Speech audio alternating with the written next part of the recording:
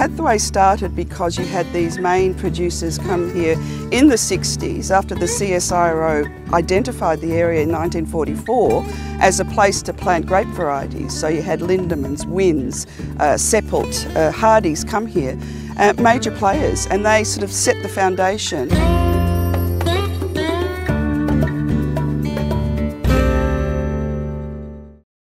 The vineyards here were planted in 1964. They were the original vineyard plantings. Originally they were under the banner of Keppoch. As the name Padthaway, there was issues with the name Padthaway at the time, so these were labelled under the banner of Keppoch. The fruit here was processed in Great Western. Carl Seppelt had a lot to do with the developments here. Seppelts were first, that they had a little vineyard here, and then we put in really the largest vineyard, and that was put in specifically for mechanical harvesting, so that we went to a lot of trouble to have a special trellis and have it all mechanised, and that worked extremely well. I hadn't realised at the time that it would be not just our company down here, but a lot of companies, so that it all became part of the whole pattern of development in the area. In 1968 it was when Lindemans chose and purchased the first parcel of land here in Padthaway. We were the first one north of the actual Keppoch Hall.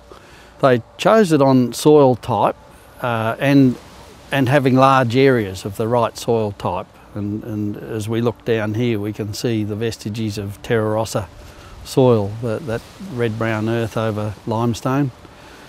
In the first few years, the amount of rock that came out of this place was phenomenal. It was beat anything I'd see in Coonawarra. Some of the soils were pretty shallow on a hard calcrete layer of the limestone, and the ripping didn't always get through that calcrete well enough. So we actually, as with the vineyard we're standing in, ended up V-furrowing the rows to put most of the topsoil under the vines. Penfolds was planted to the contours. It was flood irrigated. The sizes of the vines shows that it was flood irrigated. You're seeing vines, trunks twice the size of other areas. And the water application was probably 5 to 6 megalitres a hectare. When they were flood irrigated, you had access issues. You couldn't then actually drive a tractor on your vineyard after it was flood irrigated. And the conversion from flood and travelling irrigators to drip has seen the amount of water used in vineyards reduce from 5 to even 8 megalitres a hectare down to 1 to 2 megalitres a hectare. So that's been a big difference to make water sustainable in the region as well. What's been lovely now is to see those corporates have perhaps moved on to other things, wanting to do other things, and then the growers have come in. They are now producing their own wines, and I think that is incredibly exciting and the reason why this region will succeed. The region started with the corporates, and it's taken a while for the private growers to take over and move from their other enterprises, the onions, the lucerne growing and the potatoes and the likes into viticulture. I mean, the facility behind me, that was a $30 million investment. The vineyards that span Padthaway, predominantly planted by corporates. Serious investment, lots of research, lots of equipment, lots of innovation and knowledge that was invested in Padthaway. Now, lots of them are departing, and that makes people sad, but what's, I think, really exciting is the families are the ones buying it. So it's locals buying it. They've got a long-term view of the area, so I think we're entering a brand new era for Padthaway. And families who've been here for a couple of generations who aren't fancy people, they're bloody hard-working but really committed. And I think that the investment they're making for the future will be really good. The corporates do bring a strength of technical knowledge and a strength in marketing and just a higher level of business guidance that helps small areas. There's no doubt about that. But the individuals can show the courage that they might not be able to show if they were working for a corporate. My name's Sam Ward and I'm a third generation farmer vigneron in the Padthaway wine region. My father's father settled this farm in 1938. We started planting vines here in 1997. Started off with Shiraz, and we now have seven varieties. My father was predominantly growing crops, sheep and cattle, and a progression from that, I guess, and an opportunistic time in the 90s where a lot of others were getting into the vineyard business. So when we first planted the vineyard, we started off with a large corporate company, and we had a long contract, and it was a very good way to start a business and having that security. And for us, that changed when the contracts expired, and we were faced with having to go then and sell our own fruit every year. So with that came a lot of challenges, but also it was a big learning curve. I'm Jeff McElroy, born and bred in Padthaway, well, Keppoch actually, sorry, Keppoch. The old man got the block in 1938, December 38 I believe, so I was about 9 months old and been here ever since. I think it'll be around 10 years ago we got into grape growing and wine. We didn't have enough work on the little farm, so we had to create more work, and now I got too much. We started off with Shiraz, that was the first lot, and then we went to Cabernet, and then we got a contract with Hardy's, I think it was Hardy's then, with Traminer, and then we put in Chardonnay, but we didn't have a contract for a while for those, but we have now, or have done the last couple of years. So that's the 4 varieties we got in. But we've only got about 100 acres, 40 hectares or whatever it might be, yeah. Kim Longbottom, I'm the proprietor of Henry's Drive Vignerons. We've been making wine in this region since 1998 and planted our first vines in the early 90s. Our philosophy is stick to what you do best, so we have 7 different Shirazes. We have a couple of Cabernets, a Chardonnay, and a new wine which is a Sangiovese Cab Franc Rosé. We were making a relatively small amount of wine until 2004, and then we had some surplus fruit, and we thought, right, okay, we're going to make a really great red blend, which was Pillowbox Red. And it was a little bit risky initially. We made 64,000 cases. It got scored fairly highly by a very well-known wine writer and sold out in 10 months. So we've just kind of continued that from there. Hi, I'm Andrew Bryson from Padthaway. I'm a 5th generation farmer and viticulturist, I suppose you could say. But yeah, my father came down here in 1955 and married a local lass, and we've sort of been farming since then in the Padthaway region. We've got 4 varieties. We started off with the Chardonnay, and then went Shiraz, Cabernet, and we've got a little bit of Sauvignon Blanc in. All total, we've got about 200 hectares. That's between myself and my brother. Sort of a majority of the grapes sort of go into our own labels. We sell a little bit off to the corporates and that sort of thing, but majority we like to use ourselves. Now you've got a lot of people promoting it, really promoting it, because the big companies, they've got so much on their plate, and these people in effect are there and they're doing it, and it's really, and the wines I'm sure will benefit because the proprietors are the people that are looking at it and not just the employee. I think it's really a great future. We saw in Lindemans Padthaway the opportunity to develop large areas of Chardonnay in those early years, and it was already the largest single vineyard in Australia and we believe the Southern Hemisphere. And so the plantings of Chardonnay and much of one year's planting was 400 acres, if I put it in the old terms. Much of that was Chardonnay. Padthaway Chardonnay, I think, was very successful, not only with the boom of Chardonnay, but because it delivered the lovely kind of peaches and creams varietal character, but had this lovely zingy, sherbet-like acid. So you got the benefits of the cool nights, but it's a kind of moderate climate daytime-wise? Chardonnay was a new big thing for Australia, and as that then progressed and moved into to quality, Shiraz and Cabernet started to take over. A lot of changeover occurred, both not only just redeveloping vineyards but also grafting. Grafting was a big thing in Padthaway 15, 20 years ago, where companies used to look at 40 to 60 hectares a year, grafting it over from those varieties to red varieties. We built up a very large and very skilled team of grapevine grafters within our staff here. That has continued basically until about the 2000s, where we grafted perhaps up to 25 hectares a year on this vineyard. Much of it was converted, as in this vineyard, to Cabernet Sauvignon, and other Shiraz plantings and Grenache plantings were converted to Cabernet Sauvignon as well.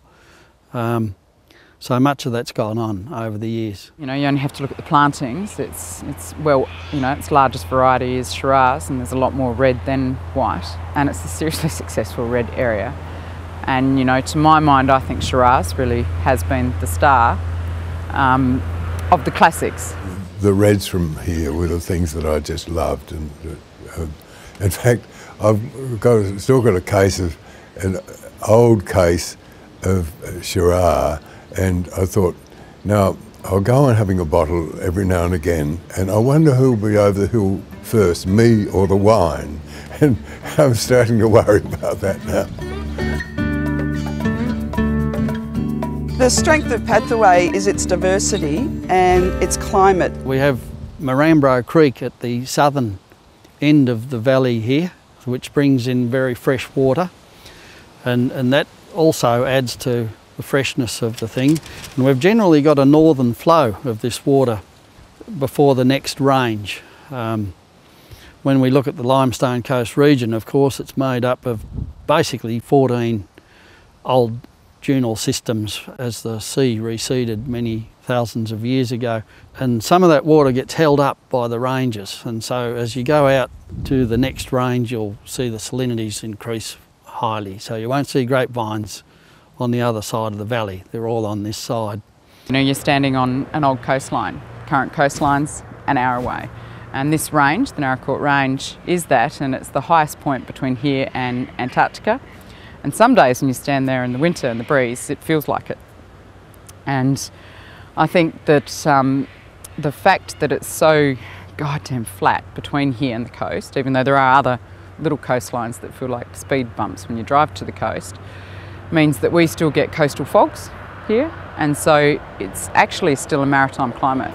Vines like to have some time in the 24-hour period of not being under stress, and this area has got that cold, cooler night effect, which means the vine is not drawing water out of a parched soil, that type of thing that causes harshness and bad tannins. From the northern side of Padthaway to the southern side of the GI region, there is about a 2-week difference in ripening, which is very evident when you're driving through. You know, you'll see some blocks of raised on one end and not on the other, and similarly through harvest you'll see, you know, a lot of the one side's been harvested where the other hasn't. So though it's not a big area geographically, there's a lot of difference from north to south.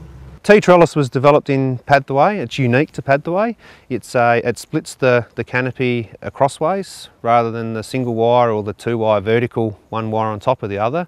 Tea trellis has a wire either side of the post on a steel tee, and that just enables what they believe is good airflow through the canopy, good sunshine into the canopy onto the fruit zone without overexposure of the fruit, which aids, they believe, and I believe as well, in really giving Padthaway the quality and style that it's after. Padthaway has more fruit definition in terms of the berry fruit characters of white grapes than Coonawarra, which is more of the finer and higher acid style. This is slightly warmer, softer fruit, strong varietal definition, and from my palate I prefer to blend from various regions to bring everything together. So this added a longevity to the wines and also just fruit definition. And well, I think we're fairly lucky here. We've got we've got a unique terroir, right here. We've got ideal soil, we've got, a sustainable water source, we've got a lovely climate. We're virtually, disease-free, compared to some areas. I think we're pretty lucky here. It's a Mediterranean climate here, and I think while Chardonnay, Cabernet and Shiraz will always be a feature of the region, I think the next step will also be looking at other varieties perhaps better suited. The Sangiovese, which hasn't been great in Australia with regards to the clonal material we've been working with, but the Sangiovese from Padthaway was really good. But it was also managed by a very good grower. Ian Ward, his level of detail that he put into managing that was extreme. Sangiovese we planted originally when we were selling to BRL Hardy in the day, and it was a new variety. It's the only Sangiovese grown in Padthaway. I think it's a really exciting thing, and there've been some medals won with the Sangiovese that has come from this block, and just in latter years it's been used as a blend and has recently won more medals, and yeah, I think it's a really exciting variety to be involved with. I wouldn't mind growing a little bit of Tempranillo. I think we've got a bit of dirt there, will probably suit that. Your main varieties are still going to be around in years to come. Your Chardonnays, your Shiraz, Australian Shiraz, what's better?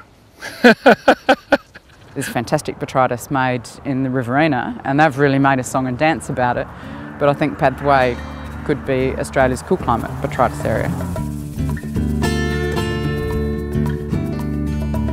What's lovely about the history of Padthaway is it hasn't even reached its potential yet. It's a fairly new region, and we've seen varieties like Chardonnay excel here, Shiraz and Cabernet, but it's just the beginning. It's a young region, and I think it's got a really strong future. The first planting's in 1964, but in regards to us as a region, we're still relatively young, and there's a great enormous potential for Padthaway, and I know that in the next 5 years there's going to be probably around the 400 hectares redeveloped in Padthaway to the likes of Shiraz and Cabernet. So that's showing that people know that there's a future for Padthaway and are willing to invest in it. I think business-wise there's been a big shift from a lot of high-quality Padthaway fruit being used to bolster a predominantly inland warmer climate product. And so it goes out of the region with no recognition of being a Padthaway product. And I think now, especially a lot of private vineyards are starting to go down the step of making wine and are passionate about regionality and putting that Padthaway label out there. The future of Padthaway is that it has the ability to produce consistent yields every year, to get fruit to ripeness. There is the ability to overcrop sometimes, so growers have to be a little bit careful, but in the main they can ripen larger crops than just south in Coonawarra. So it's a bulk producer of good wine. And it's interesting how Padthaway wines have always done well in the US market, and not because they're sweet or hedonistic alcohols, but I think because they have a richness of flavour. But back from Lindemans through to Stonehaven and then Henry's Drive, the key driver success of those brands has been US, not so much domestically. So more people in America know about Padthaway than Australia. We've export about 80% of our wine, and the US represents about 40% of that. It was around 80% that we sent to the US, but the exchange rates kind of put things back into balance a little bit more. Probably about 50% or so of our wine is exported, and it's only just the last few years we've sort of been concentrating domestically on the east coast and of Australia and over in WA, but so we're just mainly producing under the labels, Marambo Creek, Jip Jip Rocks and Mount Monster, and we've just come out with a super premium label the Bryson, which is a Shiraz Cabernet blend. There's no doubt that the wine community here is really strong and they work well together. It's really cohesive. They support each other, and no wine region in any country, let alone Australia, can survive if you don't work together. It's that simple. You can't do it on your own. It's a very friendly community in Padthaway, and people are often helping each other out, and during harvest time, for instance, if somebody needs to get some fruit off in a hurry and somebody else is not harvesting, you'll often find 2 or 3 neighbours coming to help the other neighbour out and get their fruit off in time and get it on the truck and away, and they'll then return the favour when need be. And so it's, yeah, all hands make light work. It's a great community. People are very innovative here and willing to learn from each other. I loved working with the people here. It's probably the best team of people I've ever worked with. One of the things that I love about this region is the camaraderie between all of the grape growers, and you know, it's exciting to be working with such great people. You know, the future looks bright, definitely, and it's about getting all the producers together and increasing the profile, I think, a little bit in a more unified way. It's more than industry. It's actually culture and family, and it's really good. That's what wine's about, isn't it? It is. It is. Right. And if you drink enough wine, you can tolerate anybody. So it's a great product.